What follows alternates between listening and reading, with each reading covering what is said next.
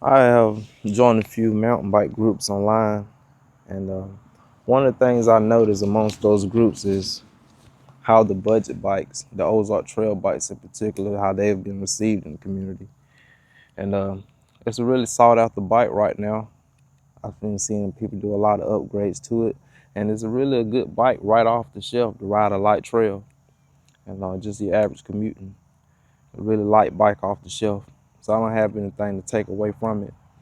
Uh, It was a real quiet bike in the beginning, and that was the only issue that made me take it to a bike shop in the beginning. I was having noise coming from around my pedals when I put a little weight on it, and I was thinking it was maybe one of my crank arms was scratched, but they insisted it was like the bottom bracket that needed to be replaced. So I let them replace that, and while I was there, they told me that my chain was worn and it needed to be replaced. So I let them replace the chain during that visit. And when I got the bike back, when I go into my highest gear, it skips a little bit. So in the beginning, I was thinking that maybe the chain was too big. That was the only thing that came to my mind. Maybe the chain is too big, because I done all kind of adjusting to the derailleur, where it could be off shifting to make it do it when it gets in the highest gear, but it still does that.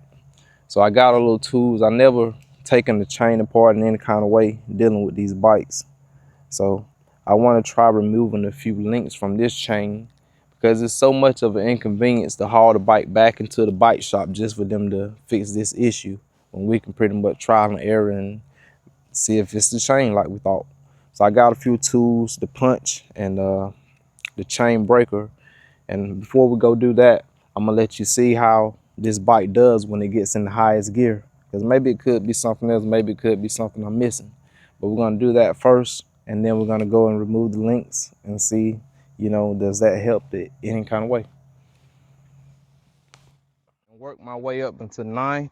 Ninth is the highest gear, and it's the gear that actually has the slip in the chain when I'm putting pressure down on the pedal. So I'm gonna get to 9, and then I'm gonna be quiet and see, can you also hear what the chain is doing?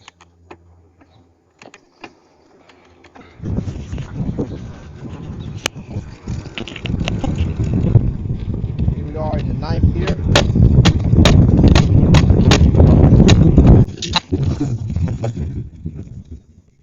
It does that when it gets to 9. 9.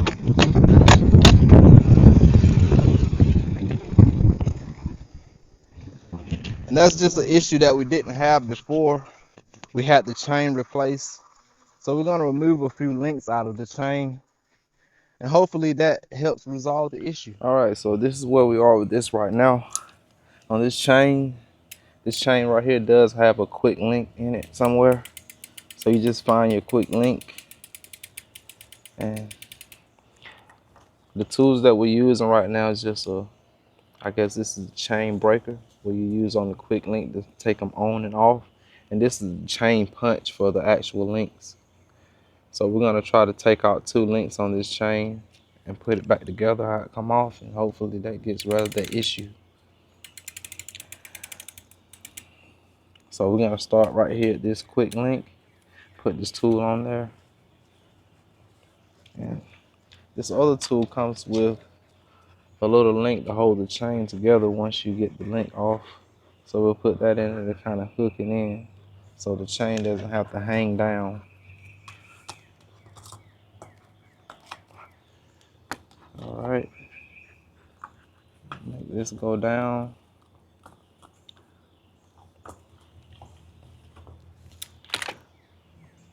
So I'll hook this in. So we have time to look and see what we have going on here.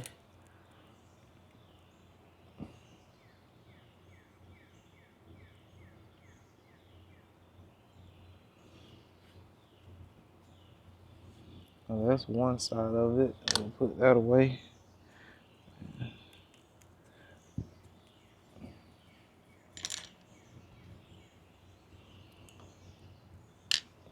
So I'm guessing once we break these links, the 2 that we need, We just slide those two quick link end pieces in, and everything should go back together. So we'll just start right here on this tool. It looks like we just line everything up so it's even on both sides, and we'll drive this pin and see does it come out.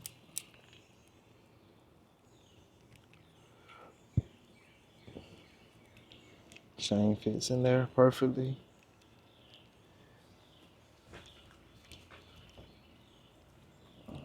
Back it out just a little bit more.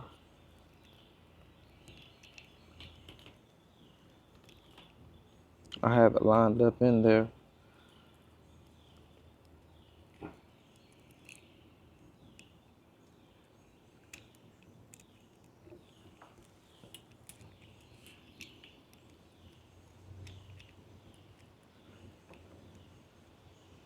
So I guess we screw one side in like this.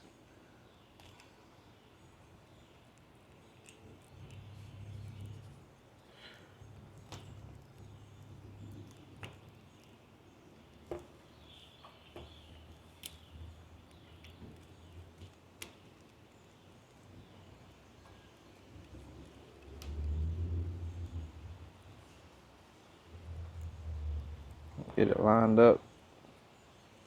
It's my first time. So I'll turn this a few turns and hopefully the pin goes through. I heard a little snap right there. I'm gonna back off and see that the pin go all the way through.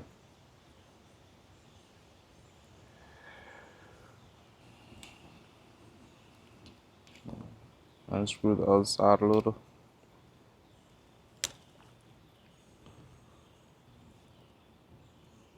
So it looks like I need to turn it a little more for the pin to go all the way through.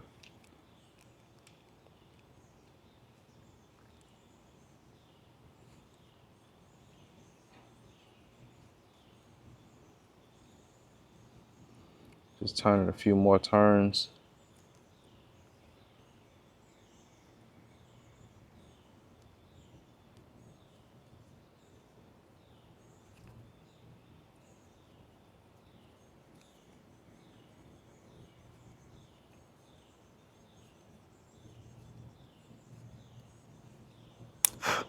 I heard a second snap, so that's probably the pin going all the way through. So it seems pretty simple to do. I'm gonna remove two links, and hopefully when I turn it, I don't get that skipping noise. So I'm not sure how many links the previous chain was to compare to this one. But in worst case scenario, when I go to get in a low carb, if my chain is too short, maybe it won't allow me to get into the lowest one, which is the biggest one on this cassette. And I wouldn't be too unhappy about that because I don't use it for too much climbing where it's gonna be a factor. So we're on to our second pin right here. And to remove this pin, it looks like that's just one link in the chain. So I guess we'll do that a couple more times till we get to one end and then redo the quick link.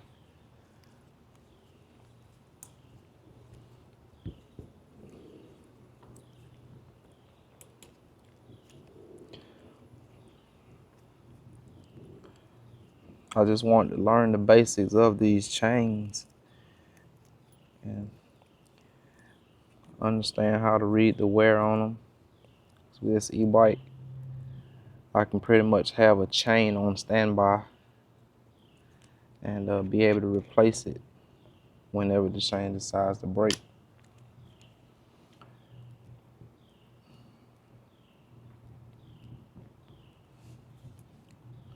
I don't know how this is done. Like that. So that was one link in the chain. So I want to remove one more and have it exposed like this, or we can just redo the link in it and put it back together and see what we have.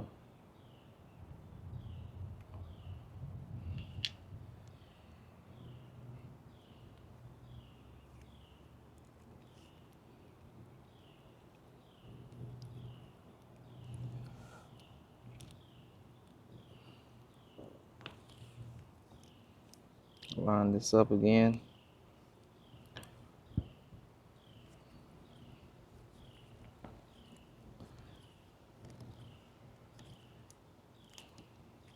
Seems pretty simple and easy once you get the hang of it and you know exactly what you come to do. You can be right back to rolling if you have these quick links.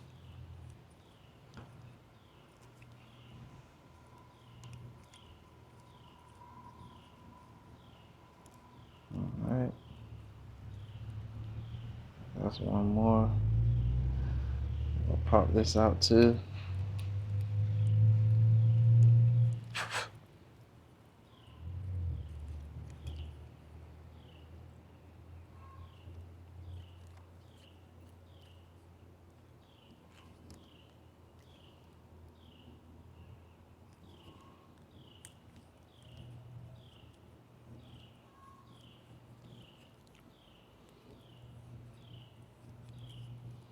And that was the second pin. So let me see, can we get this put back together and we go give it one test run and see what we have.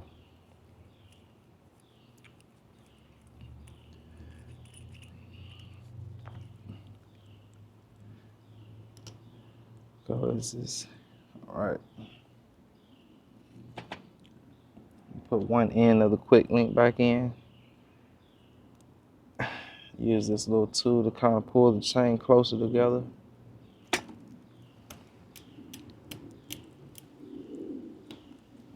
Like so, and slide it down. And get the other piece of the quick link. Slide it in like so.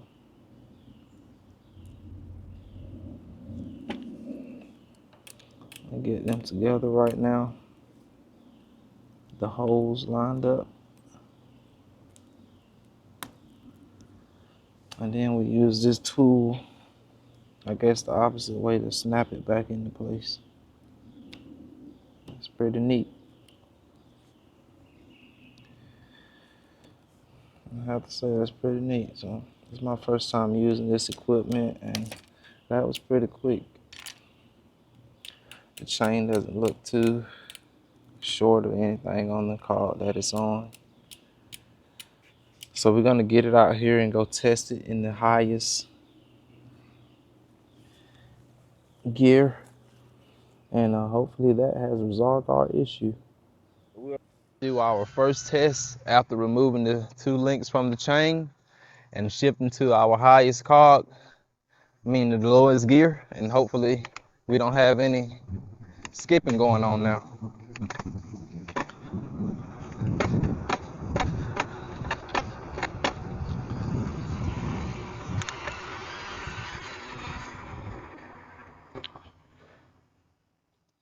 So we went and did the first ride after removing the links from the chain, and the problem still persists.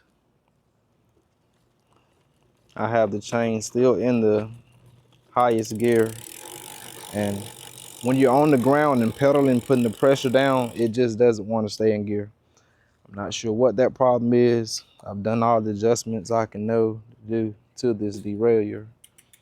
So I'm not sure. They replaced the bottom bracket, and I don't think the crank arms themselves will have any way to affect that after going in and coming out, and that problem is there.